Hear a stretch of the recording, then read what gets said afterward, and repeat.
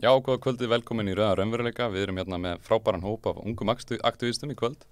Þau hafa staðið að grassrótarhópnum Fellum frumvarpið sem hefur verið að berast fyrir því að þetta útlendingafrumvarp sem núna til afgreiðslu á Alþingi verði hreinlega bara lagt niður af því að það brýtur mannréttindi og margt fleira sem við ætlum að kafa í. Þau eru hérna hjá mér Aníta Sóley Þórðardóttir, Askur Hrafn Hannesson og Íris Björk Ágústsdóttir og þau byrjuðu Fellum frumvarpið og settu inn færslur á bæði Instagram og Facebook samfélagsmiðlana og sem endaði síðan í því að þau höfðu samband við ýmsar ungliðarhreyfingar, bæði flokkana og líka annar hreyfinga. Við fáum að sjá glæruna hérna, Amnesty þarna á Röskva og margir ungvinstri græn líka, Landssamtökin Þroskahjálp og fullt af þeirrum hreyfingum. Þetta bara frábært og þið gerðu þetta, þið komuð þessu bara í gang. Það var ekki allan á dagskrá hjá okkur að við vorum í ungum sósíalistum, við erum mjög ánægð að vera með og erum hjartanlega sammála, en það þarf alltaf einhver að brjóta ísinn og setja þetta af stað. Nákvæmlega, það ekki alltaf þetta búist við því að eitthvað annar minni eiga frumkvæði, en það þarf stundum að vera bara tilbúin að taka úr skarið sjálfur. Nákvæmlega. Og hvernig komið þið að þessu? Þið inn í þessum málum mikið, eða látið þið eitthvað varða bara út frá hjartastað? Þið byrja, Byrjað þú bara? Já, ég hef alltaf látið mig bara réttindi fólks að flótta bara þvílitt varða og verið virkur í þessari umræðu og baráttu. En það var alveg bara í ljósi þess bara hvernig fólk er með að setja sig í málin og bara hefur ekki þekkingu á þessu sem að við aðeins sérstaklega byrjuðum með bara Instagram síðu upprunalega sem átti að vera bara upplýsingar veita ítrekkuð mannréttindabrot ríkisstjórnar Katrínar Jakobsdóttur og Útlendingastofnunar. En svo þróaðist þetta alveg út í bara að leggja áherslu á útlendingafrumvarpið sérstaklega því það er bara þvílíkt yfirvofandi og bara má hreinlega ekki, bara fólk að flótta á Íslandi má bara hreinlega ekki við því að komast í gegn. Þannig við vildum í rauninni bara finna auðveldustu leiðina og auðveldustu mátann til þess að miðla þessar þekkingu til fólks á mannamáli, því það er þvílíkt leiðilegt að lesa í gegnum löng og leiðileg lagafrumvarp á bara flókin íslensku. Þannig vildum upplýsa sérstaklega bara unga fólki líka málin og bara komast að vitunarvakningu. Þetta er náttúrulega ekki að byrja núna, þessi er búið að fara versnandi og mjög mikið búið að vera í gangi í þessum málum, en þið gerðið flotta færslu á samfélagsmiðlunum þar sem þið útskýrið bara á einfaldan hátt, eins og að segja af hverju þetta frumvarp er svona slæmt og ég tók það bara hérna til að við getum sýnt fólki. Fyrsta ástæðan sem þið nefnið er að frumvarpið byggir á mannvonsku og aðskilnun. Og eru þið þar að tala það að ef að fólki er synjað vernd hérna heima þá er það sent eða neyðist þess að fara eitthvað annað? Ekki bara eitthvað annað, þetta er ekki endilega upprunaríkið og tilgangur með þessu er sérstaklega að það er ekki augljóst eins og Aska myndist á í fyrstu sýn hvað frumvarpið er að gera mikið. Þetta er ekki stendur beinum orðum við ætlum að senda til einhvers lands. Þetta er falið í einhver svona alls konar stórum lagalegum orðum og þess vegna erum við mikið að tólka þetta, en einmitt þetta einhvert land, hvaða land, hvers vegna er þetta réttaða landi fyrir þannan einstakling, því að eitt ríki sem er talið örugt fyrir einn einstakling er ekki örugt fyrir alla. Hinsegin fólk og svona eða fyrir til Katar eða Saudi-Arabíu eða Ungverjaland, það sem er náttúrulega engin lagaleg vernd en við erum samt að senda af því það er örugt samkvæmt Útlendingastofnun. Akkurat. Þetta hefur verið komið inn á í fjölmörgum umsögnum hjá fagaðilum í mannréttindum, þar meðal mannréttinda og lýðræðisskrifstofa Reykjavíkur myndist það mitt, bara töluvert á þetta. Við erum með einmitt hérna frá mannréttinda skrifstofu Reykjavíkur þarna. Þau segja að 7. grein frumvarpsins fjallar réttindi umsækjanda frá EES, EFTA-ríkjum eða af lista Útlendingastofnunar yfir örugg ríki falli niður þegar Útlendingastofnun hefur synjað umsókn þeirra alþjóðlega vernd. Þrátt fyrir að ríkið geti talist örugt fyrir einn hóp fólks er það ekki þar með talið að það sé örugt fyrir alla hópa eða alla einstaklinga. Já, þetta er nokkuð borðliggjandi. Þannig að það stendur ekki í frumvarpinu að þau muni senda fólk til einhvers lands, en það er bara ekki á neinn hátt tryggt það að fólk fari á öruggan stað. Það gefur held ég svona lagalega heimild til að túlka þetta og bæði mannréttindaskrifstofan og einmitt kvenréttindafélagið og fleiri hafa gagnrýnt að frumvarpið sé ekki að meta sérstöðu fólks, líti ekki sérstaklega til jaðarhópa, kvenna eða hinsegin flóttamanna, bara fatlaða líka. Þú veist, þetta einhvern veginn bara allir saman og gilda allar sömu reglur. Svo líka þá þarf landi sem að viðkomandi væri sendur til ekkert einu sinni að vera með aðild að bara flóttamanna stofnun Sameinuðu þjóðanna. Þyrfti ekki einu sinni uppfylla neinar lágmarkskröfur. Við sáum náttúrulega hvernig þetta var með þessar nauðu brottvísanir þarna fyrir nokkrum vikum að fólk var sendt til Grikklands og svo var bara logið í fjölmiðlunum, stjórnmálamennum að þarna það væri nú víst tekið vel móti á fólki. En við fengum að sjá bara myndir á samfélagsmiðlunum af götunni og bekkjum sem fólk var að sofa á. Þannig að já, þetta ansi svæsið. Við sjáum kannski það sem að Rauði krossinn hafði að segja.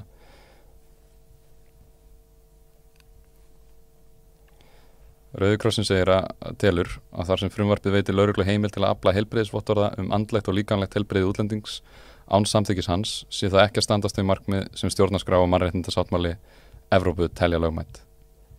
Sem sagt í frumvarpinu að þau megi fara í aukna eftirfylgda njósnir fólk, fá upplýsingar þau. Mikið rétt. Persónuvernd hefur líka gagnrýnt þessi ákvæði. Þetta bara ein af mörgum leiðum sem að brýtu gegn mannréttindasáttmálanum, fer gegn alls konar Evróputilskipunum. Þú veist, þú getur, hvernig var þetta, þau leyfa í raun og veru einhverjum að neyðast til að ganga undir heilbrigðisskoðanir þrátt fyrir bara siðareglur, lækna og hjúkrunarfræðinga fari alfarið gegn því. Veist, þau eru bundin þessari skyldu persónulegar upplýsingar með ekki gefa til hvers sem en þetta frumvarp í raun og veru gefur heimild fyrir lögreglunni til að hafa aðgang að þessum upplýsingum. Já, og eins og landlæknir og hefur gagnrýnt líka þetta ákvæði og þetta brýtur alveg á siðfræðisleg reglum hjá læknum. Við kannski fáum að sjá frá embætti landlæknis. Það að njóta heilbrigðisþjónustu eru grundvallar mannréttindi. Fyrir utan það ómannúðlegt að neita einstaklingum nauðsynlega heilbrigðisþjónustu. Getur það boðið heim hættu fyrir aðra ef til dæmis einstaklingur haldinn smitsjúkdómi eða geðröskun sem hugsanlega ekki metnar alvarlegir við fyrstu sýn. Og þetta virðist vera eitthvað þema í þessu frumvarpi að það á að neita fólki heilbrigðisþjónustu og þá að beita ákveðinni heilbrigðisþjónustu eða heilbrigðisaðgerðum í upplýsingaöflunarskyni. Mikið rétt. Þannig að við erum að tala að taka einhverja mælingar af fólki eða þó komið ekkert sérstaklega fram í frumvarpinu að opna þetta á svoleiðis möguleika. Svolítið kallað fit to fly, í raun og veru getum við sendt manneskinu út, þú veist, þá bara þarftu frá lækninum og við getum raun og veru metið að þessi manneskja geti farið til Grikklands eða einhvers annars lands. Þannig að í þessum lagabálkum að það gerir þeim kleift að fremja slíkar rannsóknir og kvitta upp á slík mögulega bullvottorð þrátt fyrir að hægrislítandi að flótta einstaklingur vilji ekki ganga undir skoðun. Nákvæmlega, og það er bara svo margt að því þú veist, það er sagt að heilbrigðisþjónusta eða bara heilbrigðis allt er grundvallar mannréttindi. Þetta er eina leiðin sem brjóta gegn því, en síðan er náttúrulega þegar þið svipta fólk lágmarksaðstoðinni sem við erum mörgulega að tala eftir, þá er innifarið því bara hvað var að neyðar heilbrigðisþjónusta sem þau fá ekki eins og almennilega heilbrigðisþjónusta. Þau er ekki eins og fá almennilega heilbrigðisþjónustu, neyðar heilbrigðisþjónusta er náttúrulega bara ef að þau eru nær dauðan lífi, en það er náttúrulega verið að svipta neyðar heilbrigðisþjónustu sem er bara. Og Jón Gunnarsson og fleiri og sjálfstæðismenninni kannski og Framsókn og ríkisstjórn Katrínar Jakobsdóttur þau að segja að þetta er of dýrt að veita almennilega þjónustu fyrir hælisleitendur og flóttafólk. Já, bara nota þau rök að sé bæði álag á kerfið, nú er ég vitna bara í svona þeirra orð, álag á kerfið með ekki við þessu of dýrt og líka bara það að ég að hvetja fólk til þess að fara sjálfviljugt úr landi með að bara svipta þeim bara grundvallar mannréttindum sínum. Þau lækka niður flokk í raun, að þau fá ekki þá grunnþjónustu sem á að standa til boða til allra sem eru á Íslandi. Ef við skoðum aðra ástæðina sem að þið tóku fram í færslunni ykkar, af hverju þetta er slæmt frumvarp. Frumvarpið stenst ekki lagalega en við löglega lagavillur. Frumvarpið lögréttir þá óréttmætu starfsemi sem íslenska ríkið hefur verið að framkvæma í brottvísunum og útlendingamálum, eins og til dæmis brottvísanir til Grikklands sem dómstólar telja ólöglega. Þannig að þessar stóru brottvísanir sem við sáum daginn, þann óverknað að hann yrði gerður löglegur. Já, eins og með þessu mátt senda til einhvers lands en náttúrulega nú veit allir hvernig aðstæðnar í Grikklandi fyrir flóttafólk. Þetta bara, en það hefur mannréttindadómstóll Evrópu dæmt aðstæður flóttafólks ómannúðlegar og það er ekki öll lönd sem eru ennþá að senda en Ísland heldur áfram því miður. Þrátt fyrir að þetta sem margsannað og búið að sýna fram á þetta aftur og aftur, trekk í trekk, að það er ekki nærði nóg góðar aðstæður hérna í Grikklandi eins og er. En kannski við vindum okkur bara í þriðju ástæðina.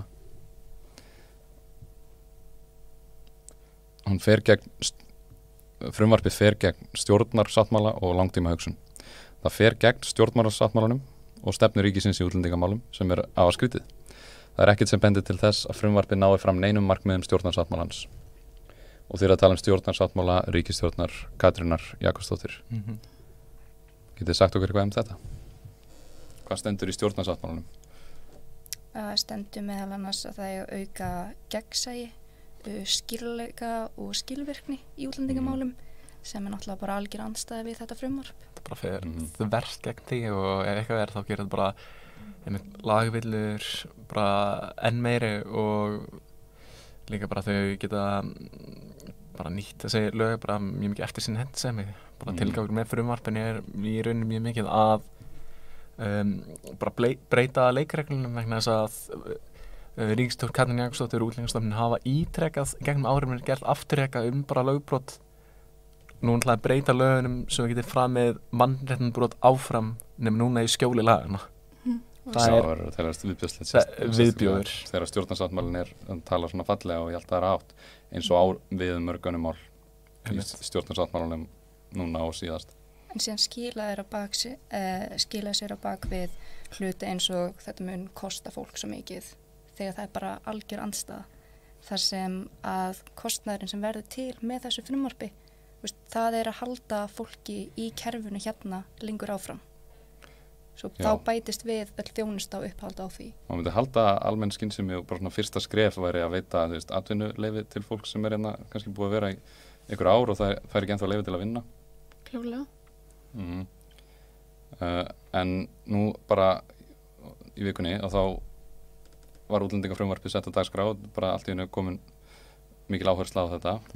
Eina mál á dagskrá. Eina mál á dagskrá, þetta er bara tekið vikuna fyrir og þetta er svona að koma svolítið allt í einu núna. En Píratar lögðu fram tillögu að taka ekki máli fyrir í þessari viku. Og þá bara afgreiða málið. Er það morgun eða? Sko, viljið þið tala? Ég sem búin að taka árið svo mikið. Ég er bara ekki að klár hvenær atkvæðagreiðsla á að vera. Já, endilega. Sko, núna er málið sem í annarri umræðu. Það þarf ekki 3 umræður til að geta farið atkvæðagreiðslu. Og já, frumvarpið sem var tekið fyrir bara rétt fyrir jólafrí Alþingis. Það komst með naumundum því var með naumundum fresta þar til eftir áramót. Það þurfti ekki að fara gegnum nefndina aftur. Það sem var sagt að það yrði rætt aftur í nefndinni en það þýðir nú eiginlega bara ekki neitt. Það var rætt eitthvað á nefndundum en ekki gera neinar breytingar á frumvarpinu. Það er bara lítið sem ekkert og núna eru búin að vera daglegir þingfundir. Það var ekki þingfundir á morgun. Það er búin að vera daglegir þingfundir þar sem þetta er einu mál dagskrá og ég hef ásamt Anítu og vinum mínum farið á þingpallana bara á staðinn og verið bara fylgjast með í persónu og þetta bara liggur við tómur salur. Bara engir, það er bara Bryndís formaður, allsherjar menntamálanefndar hefur verið þarna en svo hafa bara verið örfáir þingmenn úr stjórnarandstöðunni og man ekki til þess að segja einn einasta þingmann úr Framsókn eða Samfylkingunni eða samfélkingunni. Þau hafa eitthvað verið að tjá sig en ekki nægilega mikið. Það bara rosalega slæm þróun að það sé ekki nógu mikið af fólki að beita sér í málinu. Og Píratar, þeir leggja fram þessa tillögu þau að taka málið af dagskrá. Frá þau eru að segja, skilur, þetta ekki nógu gott frumvarp, þetta ekki tilbúið til þess til umræði. En þið voru í þingsalnum þegar var verið að kjósa þessa tillögu þeirra Píratana. Og það var eiginlega enginn þarna og Píratarnir voru þau einu sem samþyktu þetta, samfylkingin satt hjá og allir aðrir kusu á móti.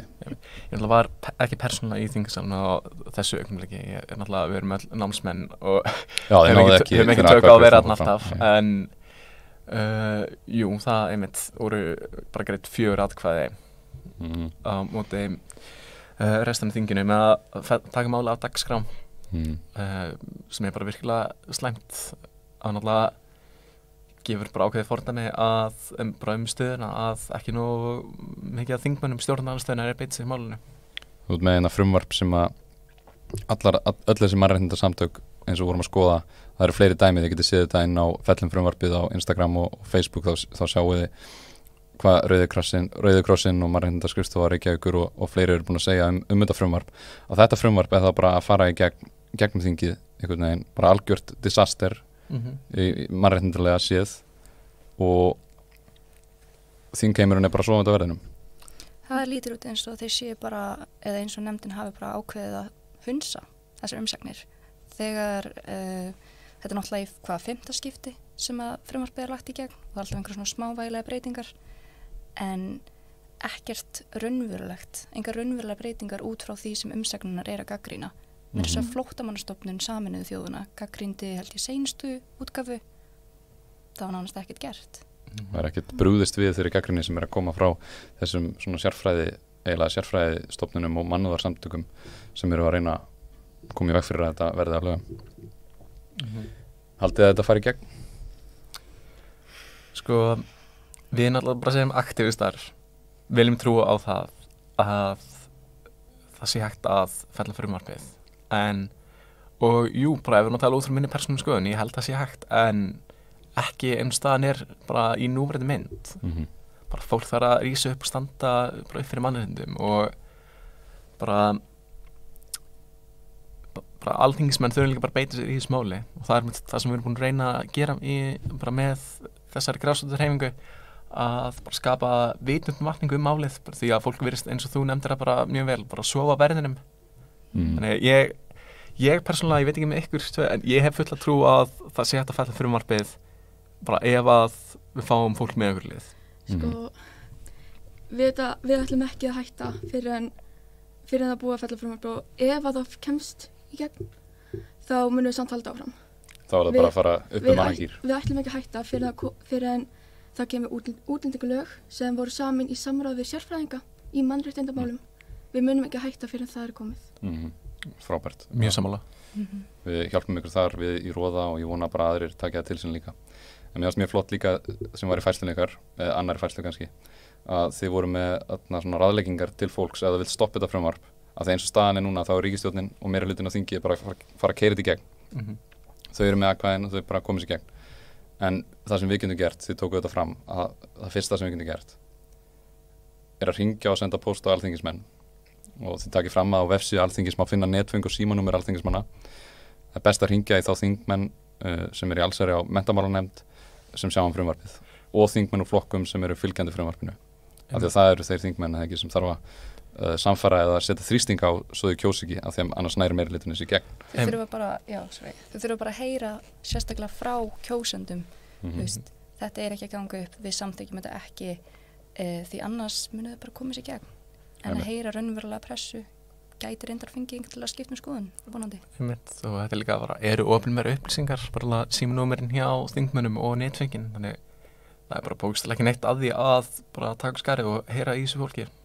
Og þetta vegur alveg, þó það sé ekki bara nema að senda pósta, ef að þingmenn allt í einu fá bara fullt pósthólf, bara búm, allir að senda á því að það hefur haft áður og getur gert það núna. Best er að gera persónulega pósta upp á það þetta endi ekki bara í spam-hólunu.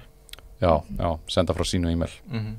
Og þið tóku líka meira fram hvað er þetta að gera og það annað sem þið tóku fram var að skrifa í fjölmiðla og deila á samfélagsmiðlum þá þarf að gera það til að vekja athygli á málinu og fá fleira fólk til þess að kynna sér málið.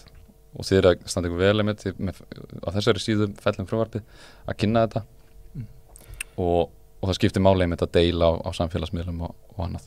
Og þið getur líka að skrifa pistla í fréttablöð og netmiðla. Opin bréf getur líka verið mjög sterkuleikur ef þú vilt hafa samband við stjórnmálafólk. Ég meina, ef þú ert að birta líka bara það sem þú ert að miðla til þeirra fyrir almenningi, þá einhvers meir líkur á að þau bregðist við upp á bara hvaða áhrif þetta getur haft á orðsporið þeirra. Einmitt. Og þið bendið fólki á ef það vil skrifa svona open post að þá eru þið til að hjálpa þeim að þið getið sendt. Algjörlega. Hlustendur geta sendt fólk hefur með það samband við okkur og við erum alltaf til að aðstoða. Einmitt. Og þriðja atriði sem við takið fram er að taka þátt í viðburðum. Þið eru nú búin að halda nokkra. Einmitt. Og þið voru með mótmæli fyrir utan Alþingi. Svo voruð þið með tónleika, eða ekki? Jú, einmitt það sem við fengum til okkar tónleika með svona erindum inn á milli. Einmitt, við fengum til okkar 4 mjög góðar hljómsveitir. 3 af þeim eru sigurvegara músíktilraunar sem er dálítið skemmtilegt. Þetta er mikilvægt til að fá fólk með sér og skapa þetta svona, komið svo láta fólk tala um þetta og svona komið sér inn í meðutundina. En svo fengum við líka til okkar Söru Mansúr sem að hefur verið mikið aktivism á sérstaklega bara í sambandi við útlendingafrumvarpið. Hún kom og útskýrði þetta bara aðgengilegan hátt á mannamáli fyrir fólki.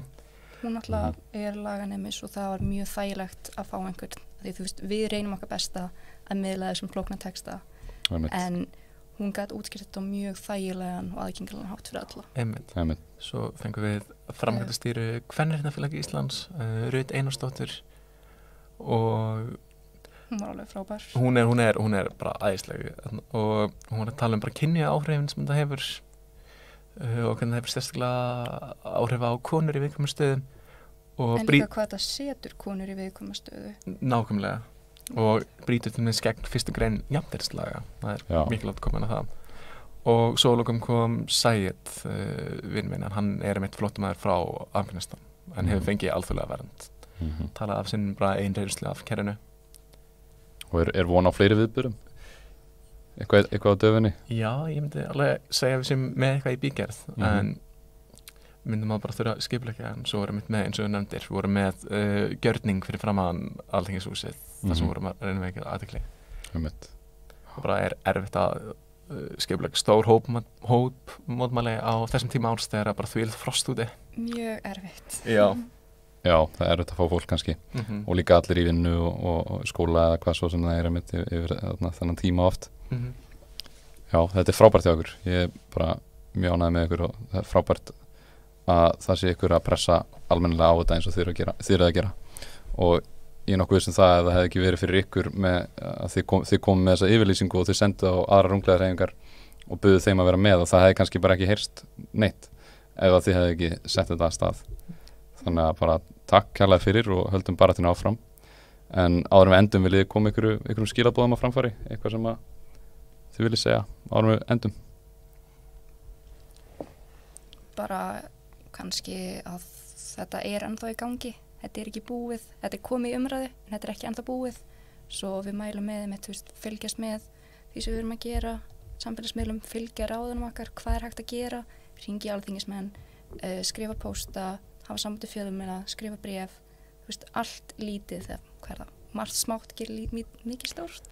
Margt smátt gerir eitt stórt. Margt smátt gerir mikið stórt. Algjörlega þannig. Já, ég held að segja bara já. Ekki gefast upp, þetta er ekki búið og líka bara ekki vera hrætt við að taka bara frumkvæði og bara framkvæma aðgerðir. Er ekki alltaf hægt að búast við að einhver annar gera það fyrir þeim?